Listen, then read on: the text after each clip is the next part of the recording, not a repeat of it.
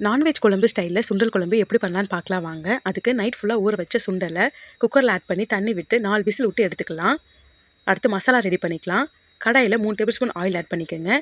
2 துண்டு பட்டை, 3 கிராம்பு, கொஞ்சமாக கல்பாசி, 4 பெரிய வெங்காயம், 6 பல் பூண்டு, 1 துண்டு இஞ்சி, 3 தக்காளியை இது போல் வணக்கி எடுத்துக்கலாம். அடுத்து மசாலா ஆட் பண்ணிக்கோங்க. 1/2 ஸ்பூன் மஞ்சத்தூள், 1/2 ஸ்பூன் சீரகத்தூள், 1/2 ஸ்பூன் சோம்புத்தூள், 1 ஸ்பூன் மல்லித்தூள், 1 ஸ்பூன் கரம் மசாலா, 1 ஸ்பூன் மிளகாய்த்தூள். அதனால வணக்கி விட்டு ஆற வச்சு பேஸ்ட் பண்ணி எடுத்து வச்சுக்கலாம். அடுத்து தாளிப்புக்கு கடாயில் 4 டேபிள் ஸ்பூன் ஆயில் ஆட் பண்ணி ஒரு கையளவுக்கு சின்ன வெங்காயம், 1 கொத்து கருவேப்பிலை, 2 பிரியாணி இலை, கட் பண்ணி வச்சுருக்கிற உருளைக்கிழங்கு ஆட் பண்ணி வெங்காயம் நல்லா இந்தளவுக்கு வணங்கி வந்ததும் பேஸ்ட் பண்ணி வச்சுக்கிற மசாலா ஆட் பண்ணிக்கலாம். விசில் விட்டு எடுத்து வச்சுக்கிற சுண்டல் ஆட் பண்ணிக்கோங்க.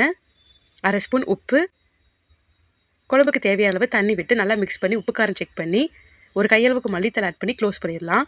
ஒரு 10 நிமிஷம் நல்லா கொதிக்க வச்சு எடுத்திங்கன்னா ரொம்பவே டேஸ்ட்டான சுண்டல் குழம்பு ரெடி. நீங்களும் ட்ரை பண்ணி பாருங்கள், ரொம்பவே நல்லாயிருக்கும்.